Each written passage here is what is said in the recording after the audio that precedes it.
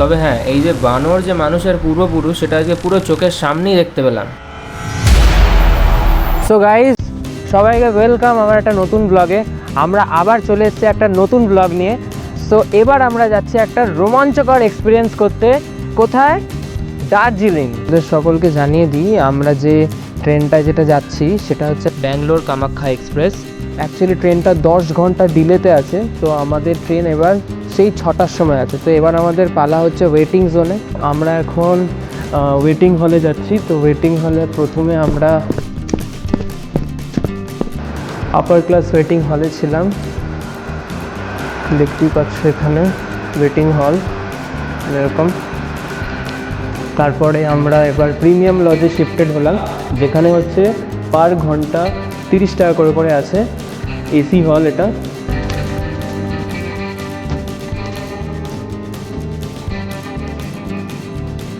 তো guys, finally এখন বাজে 7:30। আমরা এবার যাচ্ছি ট্রেনে চড়তে। ট্রেন আসছে এবারে 1 নম্বর প্ল্যাটফর্মে। লাইক 11 ঘন্টা লেট। 8:40-এ ট্রেন আসার কথা, ঠিক আছে।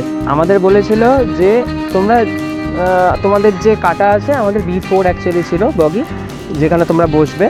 তো এবার বলছে ওখানে যে তোমরা যে কোনো বগিতে উঠে যেতে পারো, বিকজ একটা অ্যাক্সিডেন্ট হওয়ার ফলে ভুবনেশ্বর সাইডে। তো এখানে অনেকগুলো বগি চেঞ্জ হয়েছে, যেগুলো চেঞ্জ হয়ে গিয়ে এসি বগি এসছে। জন বগি চাও সেখানে উঠে যেতে পারো। তো এবার যখন ওরকম সিচুয়েশান এলো, তখন আমরা ভাবলাম যে চলো তাহলে উঠে যাই, কী তাহলে ডিফেক্ট হবে। তাই জন্য আমরা 1 নম্বর প্ল্যাটফর্মে দাঁড়িয়ে আছি। প্রায় কলকাতার সাইডে গেলাম, মানে স্টেশনে উঠেই রাইট সাইডে যাওয়া শুরু করলাম। এবার দেখি কতক্ষণে ট্রেন আসে, আর আমরা ট্রেনের দিকে অগ্রসর হচ্ছি আর নতুন একটা জার্নি শুরু করতে চলেছি। চলো তাহলে এবার ট্রেন থেকে এবার ব্লগটা দেওয়া যাবে। এখন প্রায় বাজে 2:30-এর মতন।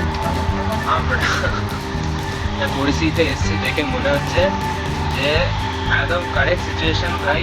একদম সেই রিলিফ ট্রেনে আমরা যাচ্ছি, জল ফল সব আছে, কিন্তু খাবার দাবারের যে ব্যবস্থা ওই ঠিক আছে ভাই, খেতে পেয়ে বাঁচতে হবে, সেই অবস্থায় যাচ্ছি আমরা।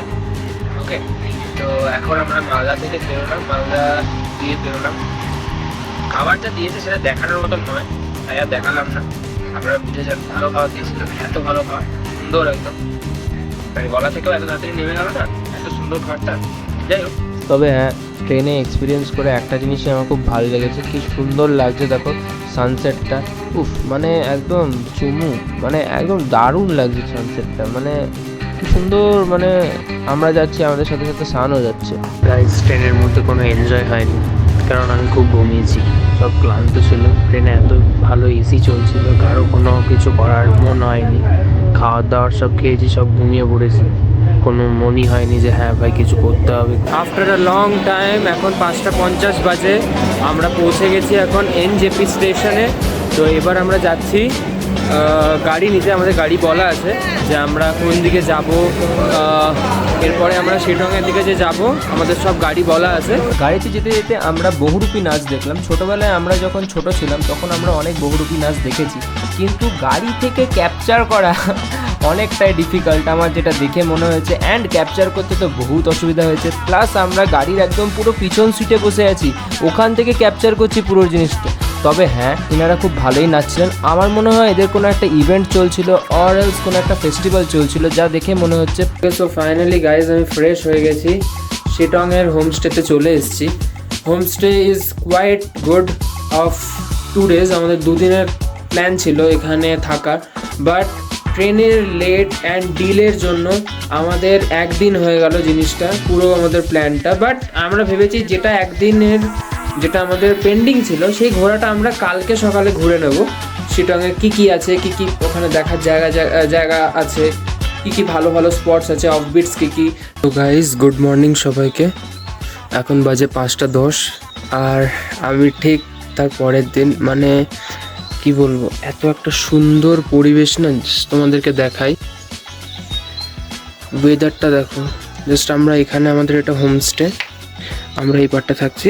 এখানে আমাদের বন্ধু কোয়েল, ওরা ওখানটা থাকছে। ঘুরতে যখন তোমরা গেছো, ঠিক আছে, এই যে তোমরা যে এখানে ঘুরতে এসছো, ঠিক আছে, ঘুরতে আসার সময় তোমাদের একটাই মোটিভ থাকবে যে না ভাই, আমরা যেখানে যেখানে যাব ঘুরবো ভাই, সে আমরা ভাই 1-2 ঘন্টা ঘুম কম হলো ভাই, কম হলো। Good morning from Sittong, see the sunrise, it is auspicious, means speechless, I can't say anything. মানে এত সুন্দর একটা ভিউ, আস্তে আস্তে সূর্য উঠছে।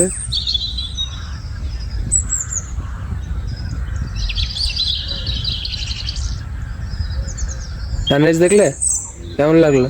দারুণ দারুণ, এই জন্যই তো আসা। আঙ্কেল দেখলে সানরাইজটা হুম, কেমন লাগছে?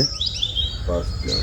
এই যে একটা কালু আর এই একটা ভালু, এই ভালু দুটো আর কালুটা, এই দুটো কালকে আমাদের সাথেই রয়েছে। না ঠিক আছে, ভালোবাসি আমরা দেখে। গুড মর্নিং, ঘুম হলো? সকাল সকাল গাইস, ব্রেকফাস্টে পুরি সবজি। দিস ইজ অহল ধারা। এটি একটি শান্ত পাহাড়ি গ্রাম যা তার অসাধারণ সূর্যোদয় ও সূর্যাস্তের দৃশ্যের জন্য পরিচিত। তিস্তা নদীর নয়নাভিরাম দৃশ্য এবং সবুজে ঘেরা চা বাগান পর্যটকদের মুগ্ধ করে। যারা প্রকৃতির কাছাকাছি নিরিবিলি সময় কাটাতে চান তাদের জন্য আহালধারা একটি আদর্শ গন্তব্য। রাস্তায় যেতে যেতেই একটা স্পট পেলাম যার নাম হচ্ছে নামথিং পোখরি। এর মধ্যে ফার্স্টেই আমরা দেখতে পাচ্ছি একটা হনুমানজির একটা মূর্তি। এখানে দাঁড়িয়ে তোমরা ছবিও তুলতে পারো, এখানে দাঁড়িয়ে তোমরা প্রণাম করে নিয়ে ওপরে ওই যে ওখানে দেখতে পাচ্ছ তোমরা যে একটা পতাকা আছে, ওই পতাকাই হচ্ছে ওখানটাই হচ্ছে মেনলি একটা মন্দির টাইপ আছে ছোট করে। তার নিচে এখানে নাকি বলা হয় এই যে এই জায়গাটা নাকি বলা হয় যে এখানে নাকি জল স্টোর হয়, যখন বৃষ্টি যখন পড়ে এখানে নাকি জল ফল সব স্টোর হয় এখানে। তো আমরা এখন যে ওই নামথিং জায়গাতে এসেছিলাম, এখানে পরিবেশ যা বলছে ওই দিক থেকে পুরো একদম চড়ে চড়ে চড়ে চড়ে পুরো ওইখানে একটা ছোট্ট মন্দির আছে, ওখানে যেতে হইবা। তো এখানে যখন যেতে হবে তখন সবার মতামত এই হইল কি থাকা যেতে হইবে না। তো তখন আমরা ভাবলাম চলো তাহলে যেতে হবে না। তাহলে আমরা ভাবলাম যে ওখানে গিয়ে কী লাভ, নতুন জায়গায় গিয়ে কিছুক্ষণ 10 মিনিট কাটাবো। এবার আমরা যাচ্ছি যোগী ঘাটের দিকে। এটা হচ্ছে আমাদের 4th প্লেস।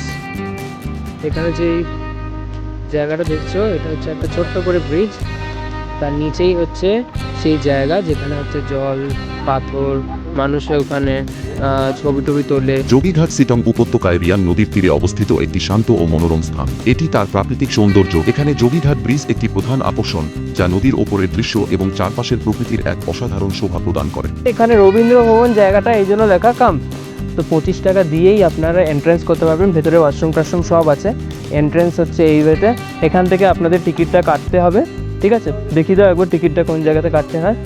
1938 থেকে 1940 সালের মধ্যে রবীন্দ্রনাথ ঠাকুর মঙ্পুতে বেশ কয়েকবার এসেছিলেন। কবি ও ঔপন্যাসিক মৈত্রেয়ী দেবীর আতিথ্য গ্রহণ করে। তার অনেক গুরুত্বপূর্ণ রচনা যেমন জন্মদিনে কবিতা এখানেই সৃষ্টি হয়েছিল। তার স্মৃতি ও সৃষ্টি সংরক্ষণ করতেই এই বাড়িটি পরবর্তীতে রবীন্দ্রনাথ ভবন নামে জাদুঘরে রূপান্তরিত হয়। ঘরে এসে এডিটিং করার সময় পেয়েছি, এডিটিং কমপ্লিট করে সব কিছু করে আমি এবার ফার্স্ট ব্লগটাকে আপলোড করলাম দার্জিলিংয়ে, যেটা হচ্ছে শিটং ভিউ। এরপর দার্জিলিং, তারপর আরো নতুন নতুন জায়গা আছে, সব ব্লগ দেবো। ভিডিওটা একটুখানি হয়তো লম্বা হতে পারে, ঠিক আছে? তো দেখবে সবাই, ভালো লাগবে, খুব সুন্দর লাগবে। আমি সব ডিটেলস শেয়ার করে দেবো, কোথায় কোথায় থাকছি তারও ডিটেলস শেয়ার করে দেবো। নিশ্চিন্তে থাকো তোমরা, শুধু ভিডিওটাকে এনজয় করো, লাইক করো আর একটা কমেন্ট করো। চলো টাটা।